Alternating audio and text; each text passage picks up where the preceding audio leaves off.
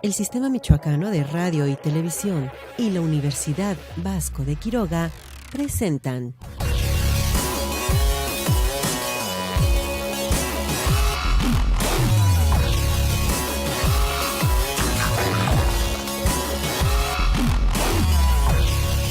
Tema Libre.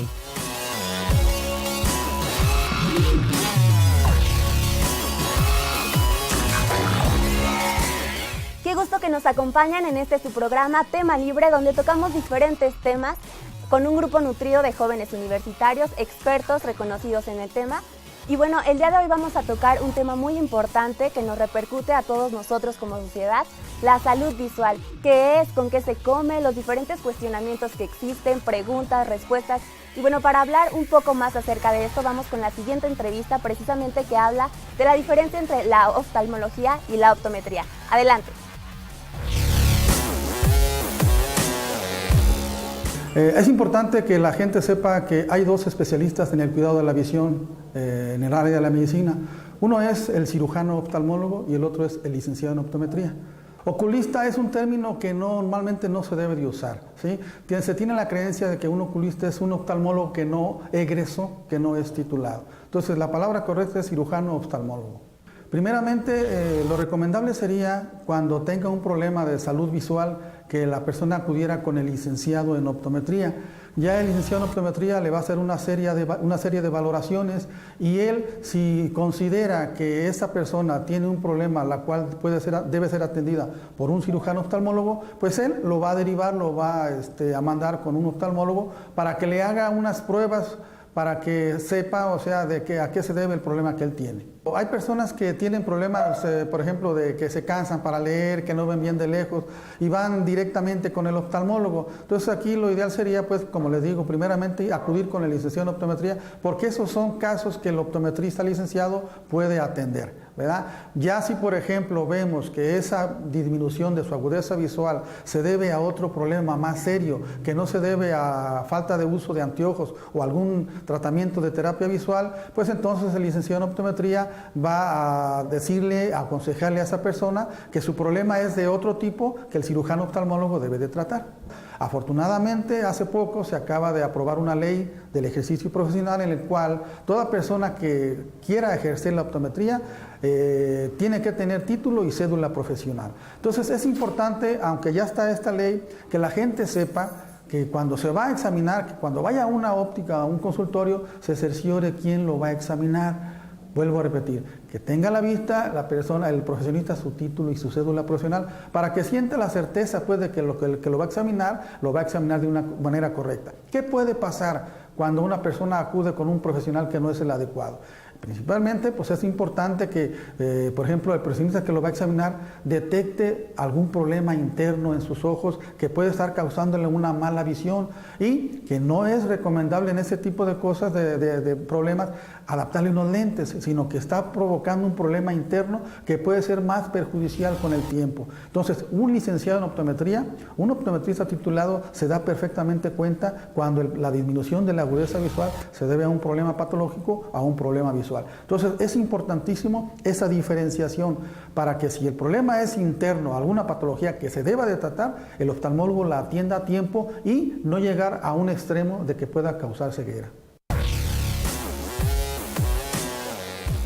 Y bueno, como ya es costumbre en nuestro programa, tenemos pues como invitados especiales al doctor Gustavo Gómez Revuelta. Muchas gracias por acompañarnos. Asimismo, como la licenciada Carla Hernández Flores, muchas gracias. Muchas gracias a ustedes. Y también, bueno, tenemos a nuestro público invitado, que en esta ocasión son estudiantes de optometría de la Universidad Vasco de Quiroga. Muchas gracias por estar aquí. Bueno, pues acabamos de ver una entrevista muy importante que, bueno, si bien es cierto que hoy en día en la sociedad no existen términos, la gente desconoce el término oftalmología, el término optometría. Se cierran muchas veces en el oculista como tal, pero platíquenos un poco para entender qué es el oftalmólogo. Gracias, primeramente, nuevamente por la invitación.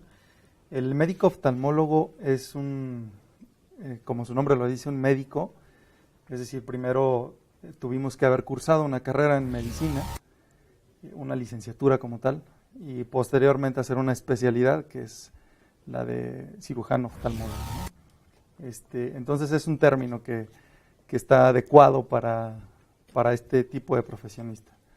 El término optometrista, pues es un licenciado en optometría, es una licenciatura, pero es únicamente en lo que respecta a las refracciones, ¿no? Lo que respecta a los lentes y bueno, pues algunos otros también especialidades que ellos mismos tienen, ¿no?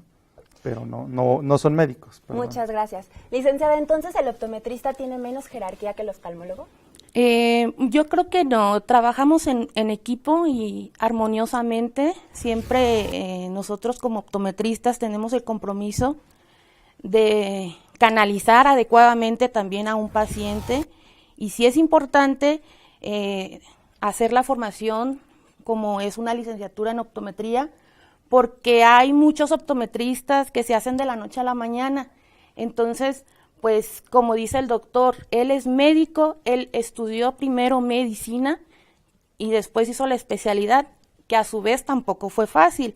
Entonces, imagínese una persona que de la noche a la mañana adapta lentes, entonces no es lo adecuado, ¿sí? Siempre debe de haber una licenciatura de por medio. Nosotros como optometristas pues tenemos una formación de 4 o 5 años, dependiendo de la universidad. Entonces, ahorita pues ya hay una legislación que se está autorizando y pues a mí me parece muy bien que se retire del mercado de esa gente, esos optometristas que pues no tienen el permiso adecuado. Bueno, sabemos que hoy en día, como ya usted bien lo comenta, existen optometristas que se encargan de formar ahora sí a optometristas, pues ahora sí que prácticos, técnicos, que no cuentan con una licenciatura y que simplemente pues se forman en un par de semanas, ya están listos para graduar lentes. En México hay muchos casos como esto. ¿Cómo nosotros como pacientes, cómo nosotros como clientes nos podemos dar cuenta que precisamente pues no es un licenciado, sino simplemente pues es un trabajador más de algún consultorio? ¿Cómo nos podemos dar cuenta? Bueno, pues en primer lugar, el establecimiento pues tiene que tener ciertos permisos, ciertas normas, fijarse también si tiene pues títulos esa persona, ¿verdad? Es muy fácil también en la forma de a veces de expresarse de la persona que no tiene el conocimiento adecuado. Bueno, entonces nosotros como optometristas, como licenciados en optometrista, somos la primer barrera ante ceguera, por así decirlo. ¿Por qué?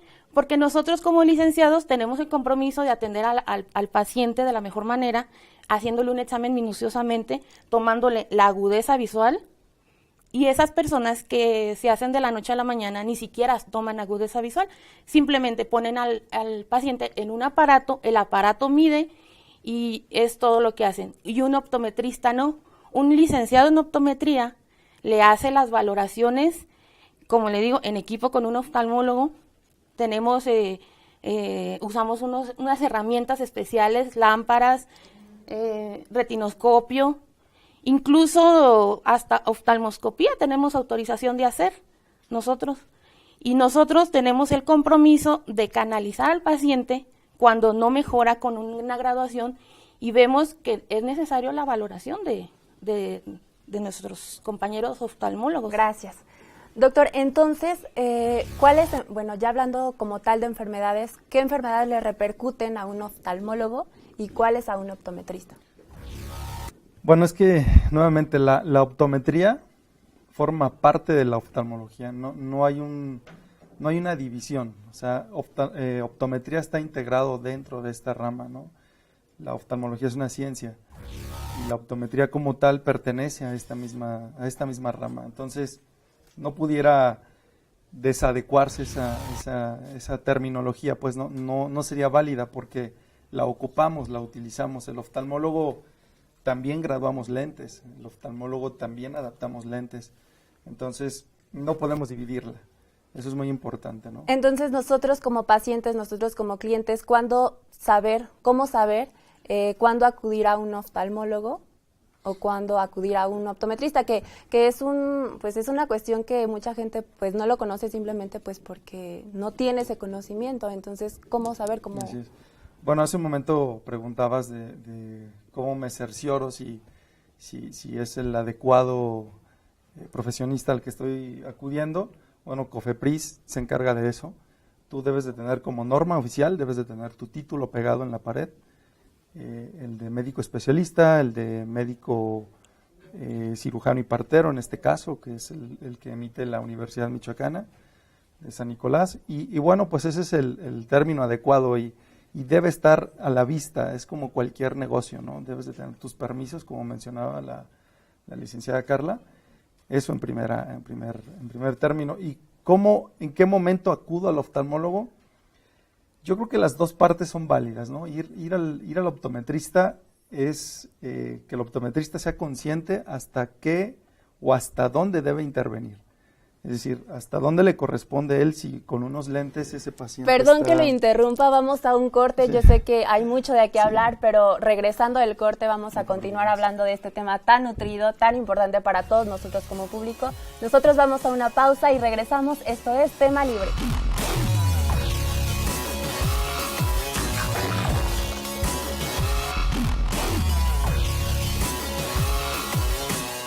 En un momento continuamos.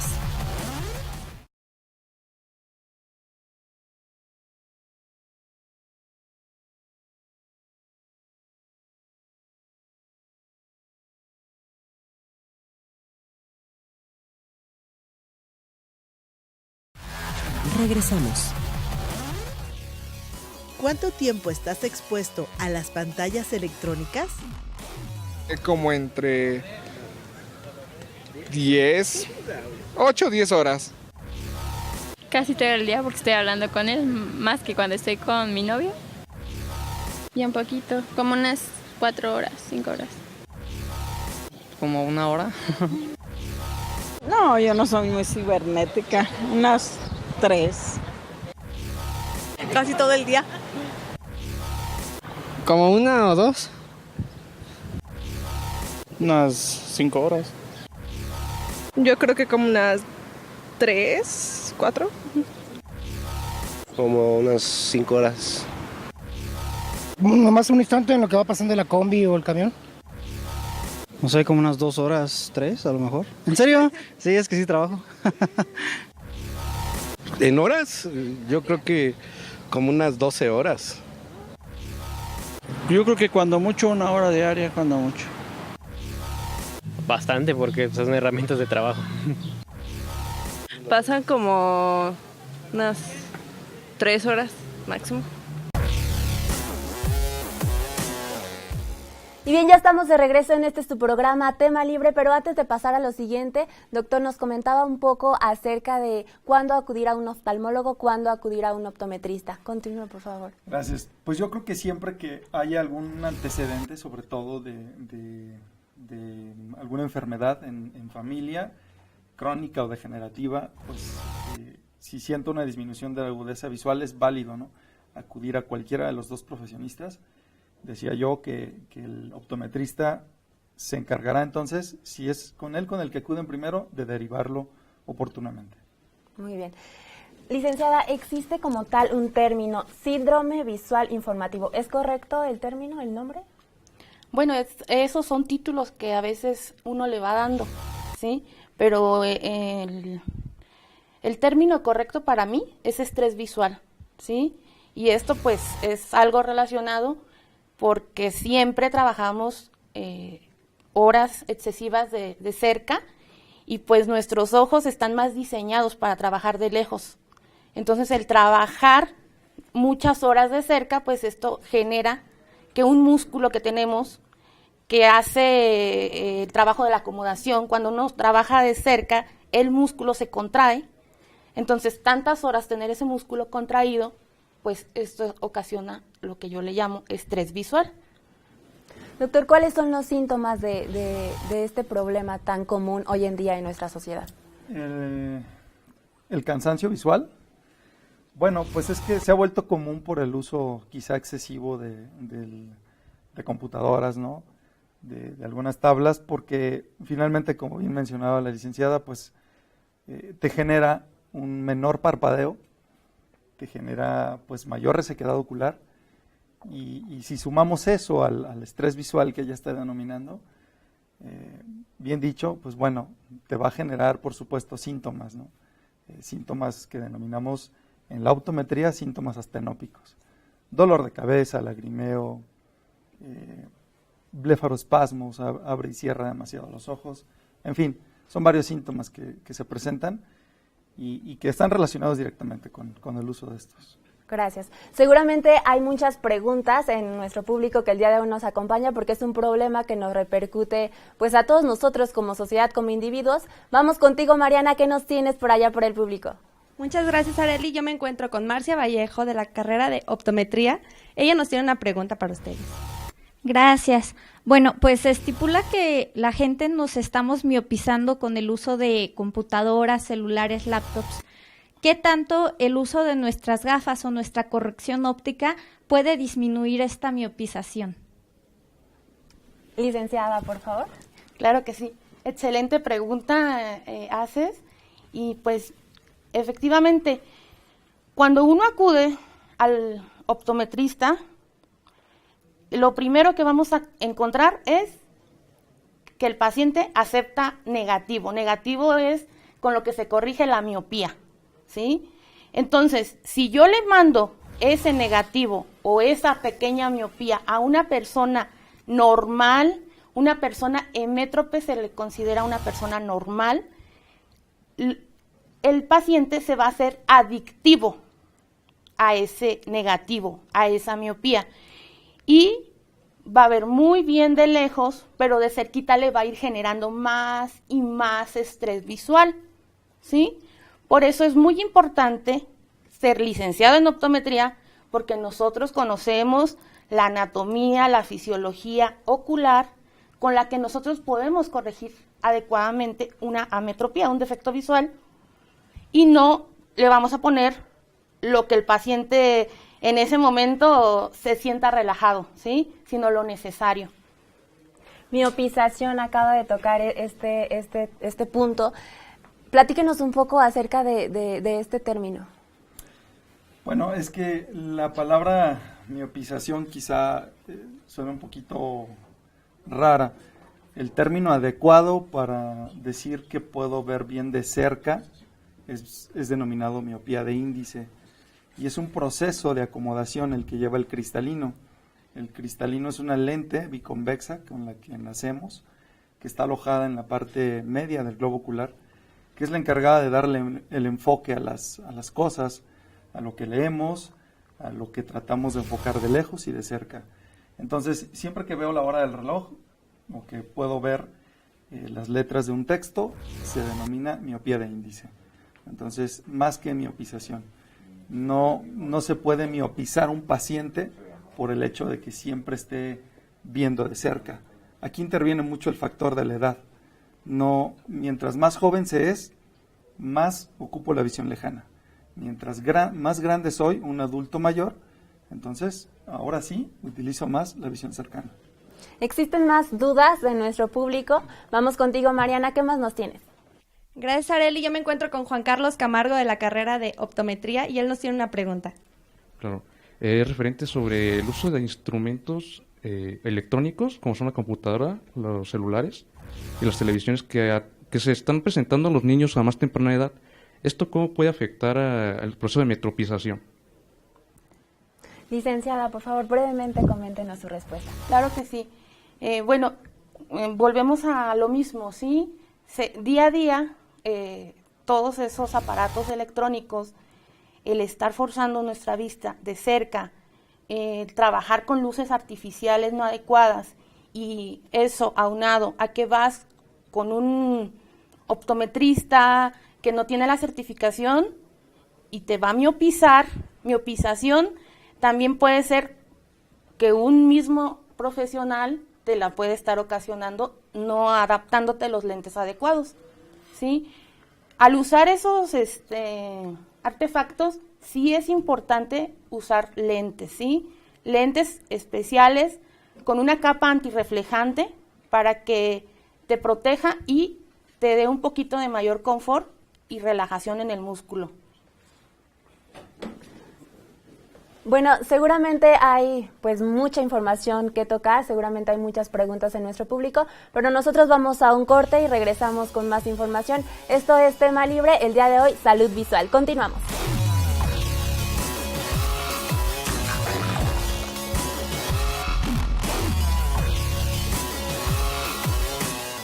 En un momento continuamos.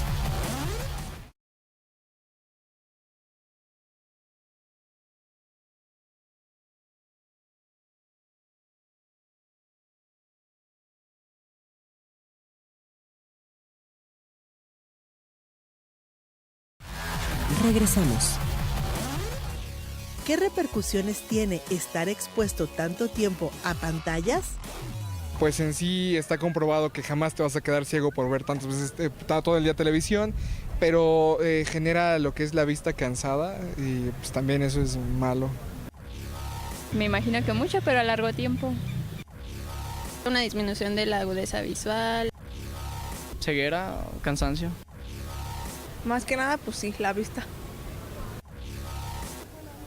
Cuando estás enfrente de la computadora mucho tiempo y luego sales, no sé, al frío, puede ser, bueno, yo he sentido como que se siente así feo. Pues con el paso del tiempo puede ser que uno se vaya perdiendo visión o la vista. Te provoca vista cansada y te provoca, pues a cierto tiempo tienes que usar lentes. Pues no sé, quizás depende mucho del tipo de pantalla que tenga, pero yo creo que sí ya está haciendo mucho daño que estés todo el tiempo a la pantalla fijo en un solo punto, ¿no? Pues muchísimo, ¿no? Sí te afecta muchísimo la vista. Me imagino que tiene que irte disminuyendo la vista, porque pues estás forzándola y la misma luz que te está dando. Ya estamos de regreso aquí en su programa Tema Libre y bueno, como ya vimos en nuestro Vox Populi, un joven por ahí comentó, bueno, tal vez no me quedo ciego, pero sí existen diferentes consecuencias sobre este problema. Licenciada, ¿cuáles son esas consecuencias que traen pues este problema de estar en constante contacto con estos artefactos tecnológicos? Bueno, pues en primer lugar te causa adicción a la miopía, como dijimos, o sea, te miopizas.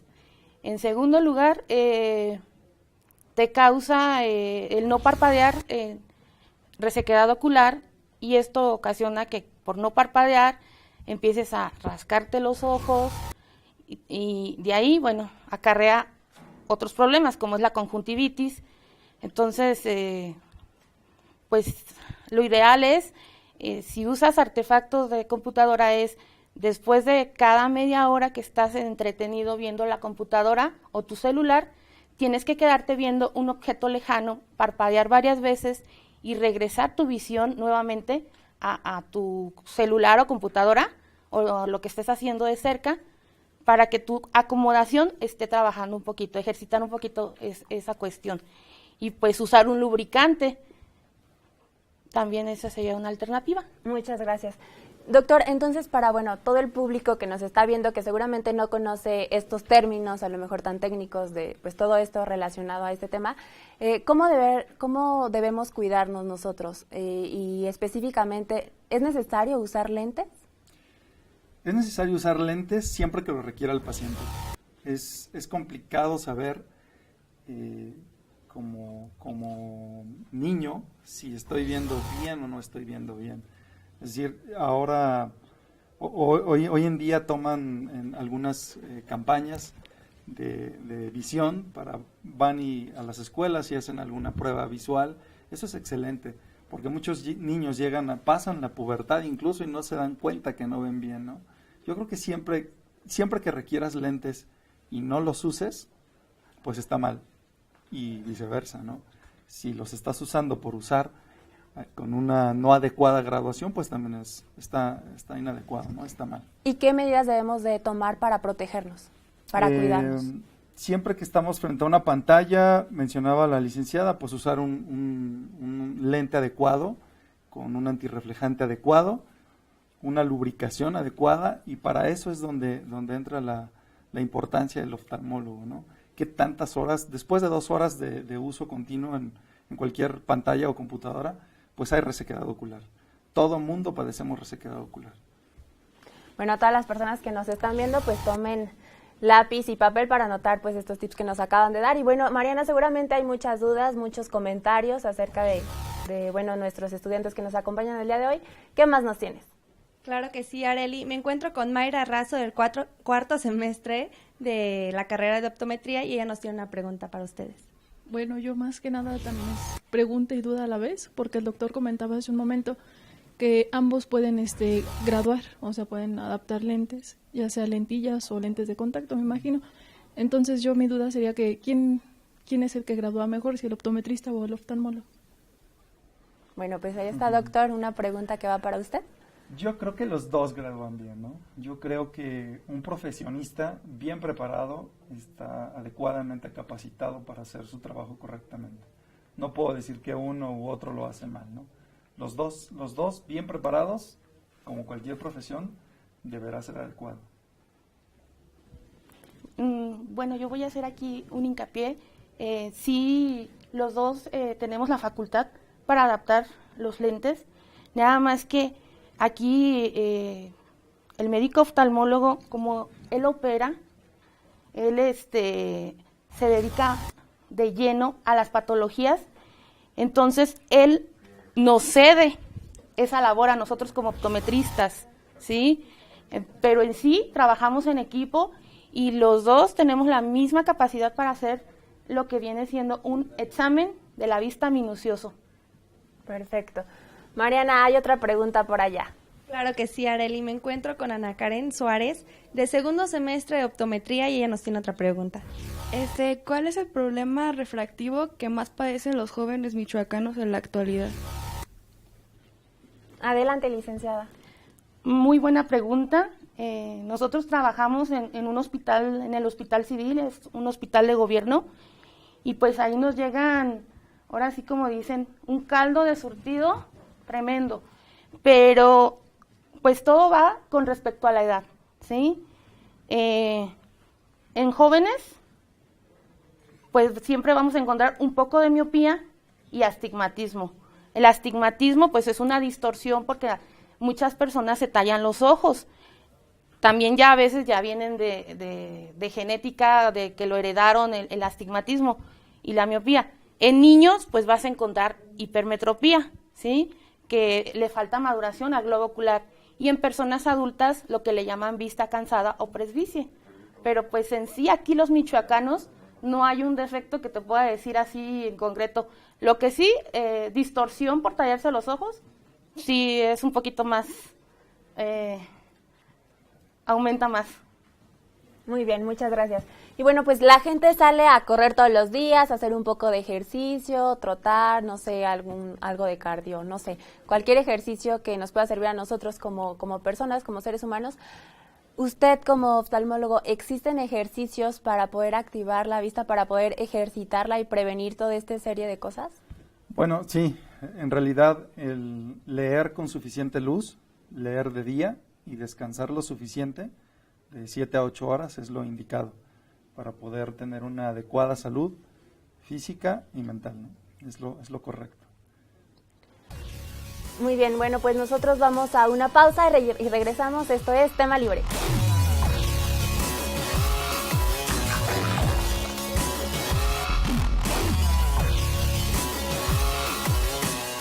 En un momento continuamos.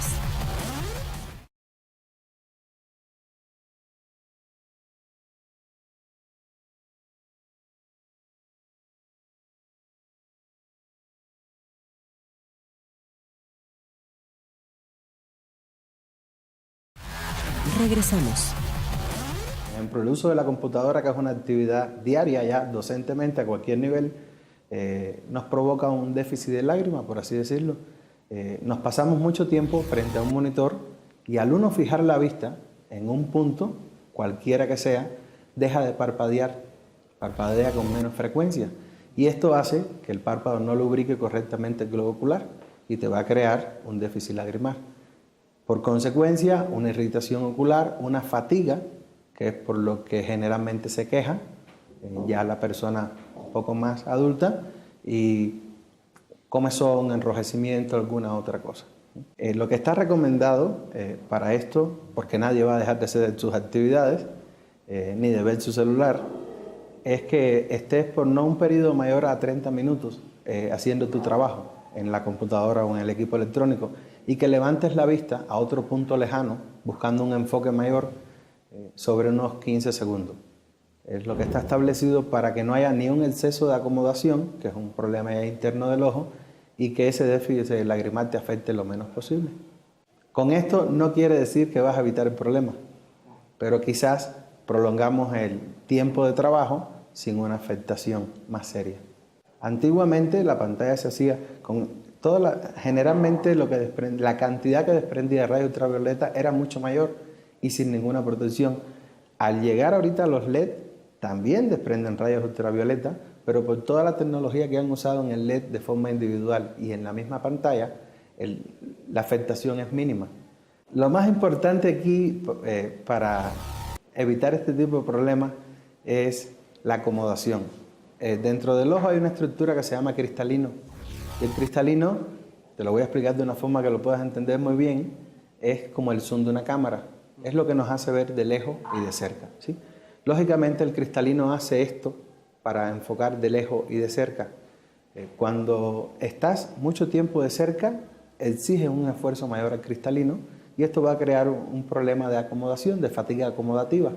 Está recomendado que para el trabajo en los monitores tú estés a una distancia de 40 centímetros a 1 metro, no más, porque entonces te quedaría desplazada de la visión de lejos y la visión cercana.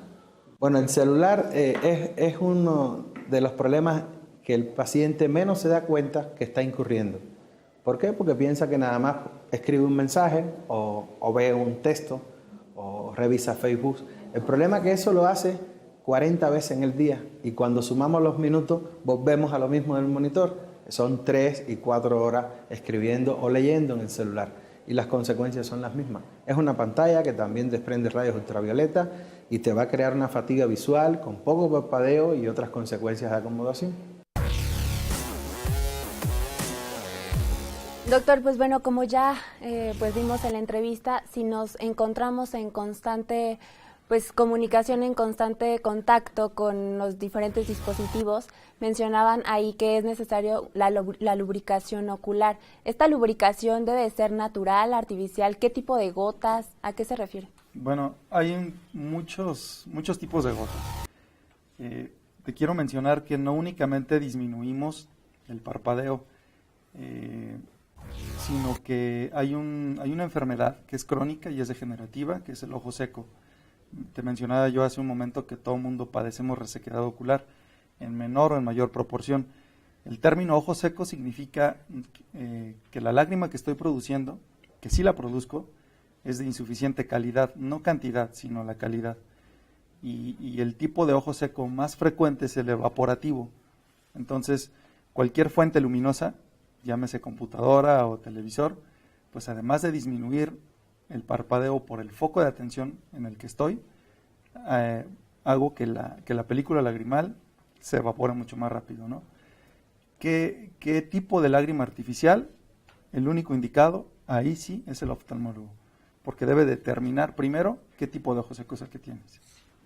Precisamente, bueno, entonces, ¿cuáles son los síntomas o qué es lo que se siente en ese momento para darnos cuenta que contamos con este problema de la resequedad de ojo seco? Bueno, la lágrima, como dice el doctor, es una de las principales causas que todos padecemos ojo seco. Entonces, la primer capa del ojo, la córnea, yo siempre le he dicho a los pacientes para que entiendan, el parabrisas del ojo, ¿sí? Si tú le pones a tu parabrisas agua o no le pones agua y cómo se ve a través de un parabrisas sucio, de la misma forma refiere el paciente cuando llega con nosotros. No, es que veo borroso. Entonces, nosotros como optometristas le tomamos la agudeza visual, le medimos refractivamente. Si tiene un problema de lentes, se le manda lentes. Si vemos que se sigue quejando por causas de que sigue viendo borroso, que le arde o cosas así que no le permiten ver, lo canalizamos inmediatamente con el oftalmólogo, ¿sí? Él es el único que les puede dar tratamiento adecuado. Muy bien, muchas gracias. Y bueno, pues tenemos más preguntas, tenemos más comentarios, bueno, pues con nuestros jóvenes universitarios de la carrera de optometría de la Universidad Vasco de Quiroga. Mariana, ¿qué más nos tienes? Claro que sí, Arely. Me encuentro con Fernando Contreras de la carrera de optometría de segundo semestre. Sí, me preguntas sobre qué tiempo o qué es el máximo tiempo que puede usar esas lágrimas artificiales. Ya sea como si es un trabajo de la escuela, si es recomendado usarlo diario. O sea, no puede tener un efecto en tu ojo patológico, ya sea como de costumbre. Doctor, ¿puede ayudarnos? Sí, gracias. La lágrima artificial que puedes usar indefinidamente es el hialuronato de sodio. Es lo más parecido a la lágrima que nosotros producimos. Y repito, la puedes usar indefinidamente, no te causa ningún deterioro visual. ¿Puedo decir? Licenciada, sí, claro, por favor.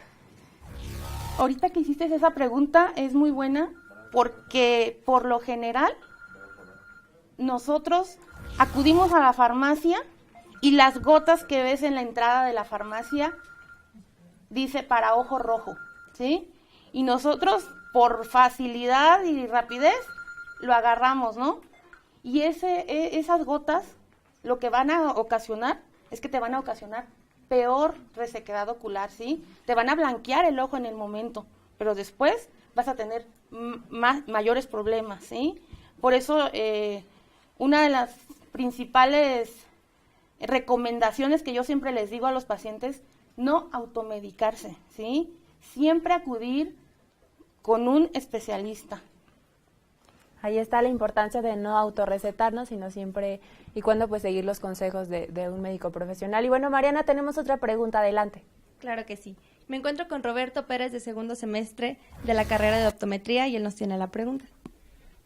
¿La terapia visual es bueno para esto? Adelante, doctor. Terapia visual,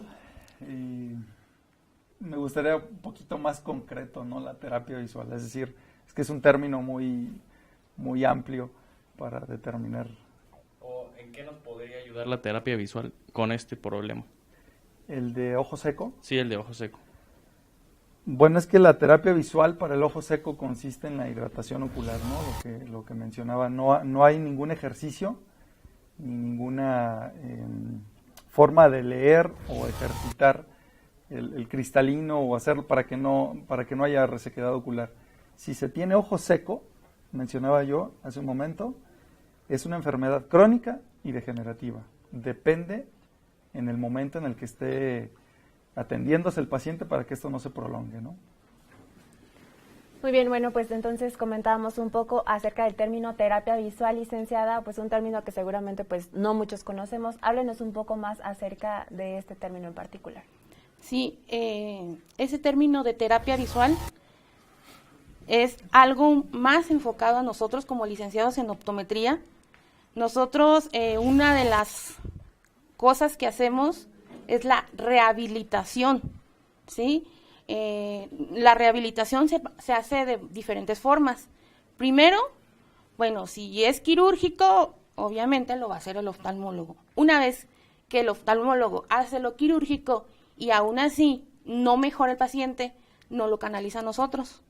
Nosotros como optometristas le adaptamos lentes y si vemos que con lentes tampoco mejora, le damos alternativas de ejercicios con los cuales puede estimular la visión, ¿sí? Pero todo depende qué tipo de problema visual esté, ¿sí? Porque puede ser un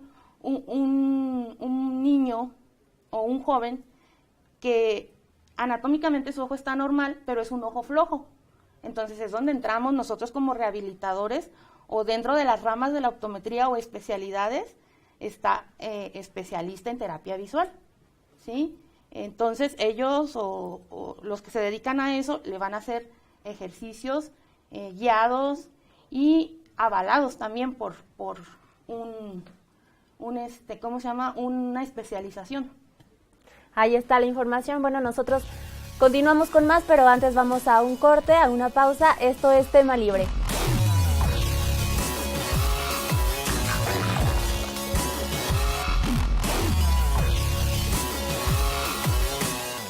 En un momento continuamos.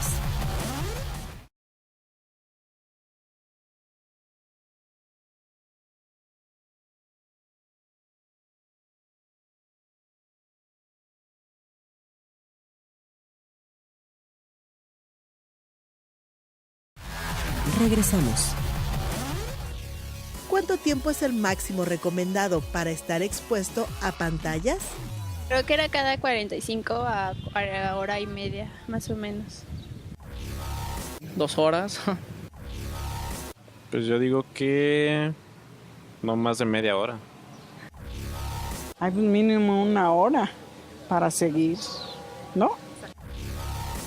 4 horas, eso está mal, ajá.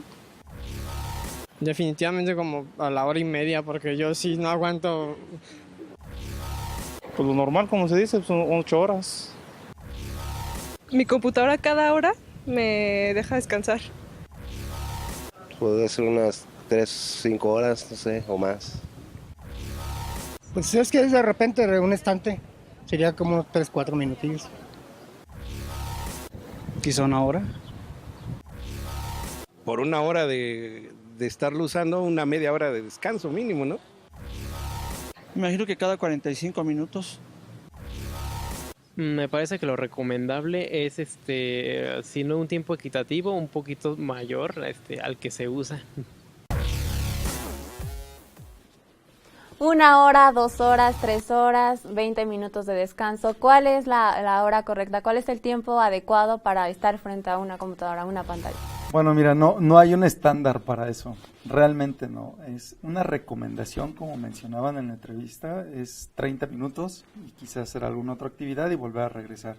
Pero tampoco es un estándar, insisto, no quiere decir que tenga que ser eso lo adecuado, es simplemente una recomendación, porque quizá tu ojo se reseque a los 20 minutos y el mío a los 40. Entonces va a depender de muchas circunstancias. Nuevamente la edad, el predominio, el sexo femenino, masculino y las enfermedades concomitantes, ¿no? Para que cada paciente entonces se debe individualizar. En la medicina cada paciente se individualiza, no se puede generalizar. Muy bien. Licenciada, estoy frente a una computadora, estoy frente a una pantalla, me levanto, hago la pausa y ¿qué hago? O sea, te levantas y... Hago esa pausa que se está manejando. ¿Y en qué consiste esa pausa? ¿Qué es recomendable hacer? ¿Ir, salir al aire? ¿Qué es recomendable? Primeramente, tienes que tener una distancia adecuada en tu computadora. Tú sabrás si te levantas o no te levantas. Pero sí, lo importante es fijar la vista, parpadear varias veces, como decían en la entrevista, en un solo punto. Y también es muy, muy recomendable los focos. Ahorita se están usando esos ahorradores. Puedes mezclar la iluminación, puedes poner un ahorrador y uno de los anteriores, un amarillo. Entonces eso ya te va a dar como una iluminación más ambiental, vaya. Y si tú quieres levantarte, pues perfecto, sirve que también pues disminuyes el estrés de tu columna y te relajas, ¿no? Las malas posturas se hacen pues con el celular, ¿sí? Hay gente que estamos acostadas y con el celular o no sé, entonces, sí, pues muy bien. Repetir lo mismo. Muchas gracias. ¿Existen los cambios constantes de temperatura? ¿De qué manera afecta a nuestra vista? Y se ha dado mucho que muchas personas por ahí utilizan algunos lentes para estos cambios tan bruscos de temperatura. ¿Qué tan de bueno hay de esto? Bueno, es cierto, la temperatura juega un papel importante nuevamente en la película lagrimal, no solamente en ella, sino en estabilizar la capa más anterior del globo ocular, que es la córnea. La película lagrimal la estabiliza, la nutre y pues forma en ella una perfecta superficie que hace que a través de ella se proyecten los rayos adecuadamente y podamos enfocar algún objeto, ¿no? Por eso es importante, sí, como bien nos decían nuestros abuelos, nuestros padres, enfría un poquito la vista antes de que salgas a la calle. Es muy cierto, es muy adecuado hacerlo. No quiere decir que forzosamente te tenga que pasar algo, Puede ser que no, pero puede ser que sí, ¿no? Los vasos que están nutriendo la conjuntiva también de pronto juegan un papel importante y puede alguno de ellos romperse y venir una hemorragia subconjuntival, ¿no? Por un cambio tan brusco de temperatura. Licenciada, ¿hay que ir al optometrista a comprar dichos lentes para que nos ayuden un poco o cuál es la metodología? Claro, esa va a ser la metodología siempre adecuada. Primero, acudir con un licenciado en optometría o con un oftalmólogo. Nosotros te vamos a medir. Ya ahorita en la mayoría de los pacientes adaptamos lentes, ya no tanto por visión, ¿sí? Sino también porque día a día nos estamos acabando el medio ambiente, entonces los rayos de luz día a día pues nos están propiciando enfermedades tempranas como son las cataratas, el doctor no me va a dejar mentir. Entonces yo ya casi a todos los pacientes de ley les pongo un tratamiento que se llama fotocromático. Es especial para que cuando uno sale al sol va a oscurecer y entras a un lugar cerrado y va a aclarar, o polarizado, lentes de sol que tengan la certificación del polarizado, ¿sí? No cualquier lente, todo tiene que ir pues de la mano de un especialista.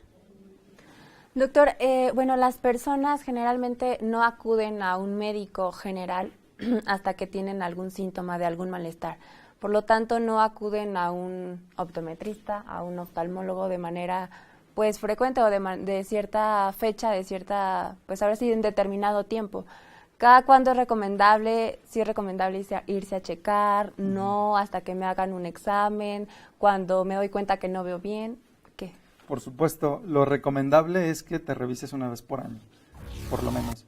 Cuando se habla de alguna otra patología, una retinopatía diabética, por ejemplo, pues son 2 veces, por norma oficial, debe ser 2 veces al menos al año. En fin, un sinnúmero de enfermedades que pudiera mencionarte, pero mínimamente en una persona clínicamente sana debería ser una vez al año. ¿En qué consiste esta revisión que menciona el doctor? Bueno, nosotros como licenciados en optometría le hacemos un cuestionamiento al paciente, ¿sí? Le preguntamos si tiene algún antecedente, alguna enfermedad. Obviamente, si a mí me dice el paciente que tiene diabetes o que tiene hipertensión, inmediatamente lo canalizo con el oftalmólogo, ya que el oftalmólogo valora fondo de ojo, ve que su retina, todos sus medios transparentes están adecuadamente y que él dice que es apto para ponerle lentes por lo pronto, ya entramos nosotros, le adaptamos lentes, ¿sí? ¿Esta misma revisión va para también las personas sanas? Sí, o sea, es un cuestionamiento que le hacemos al paciente. Cada persona, como decía el doctor, es única, ¿sí?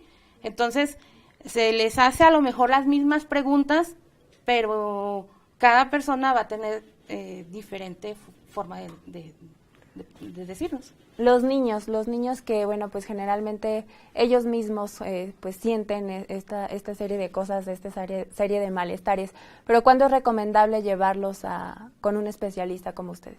Es recomendable llevarlos cuando, te decía yo hace un momento, cuando hay algún antecedente en familia de alguna enfermedad, algún defecto refractivo, miopía, hipermetropía, algún antecedente simplemente que tenga en la familia el niño. Después de los 4 años de edad es lo recomendable que asista a algún oftalmólogo, un especialista en la visión.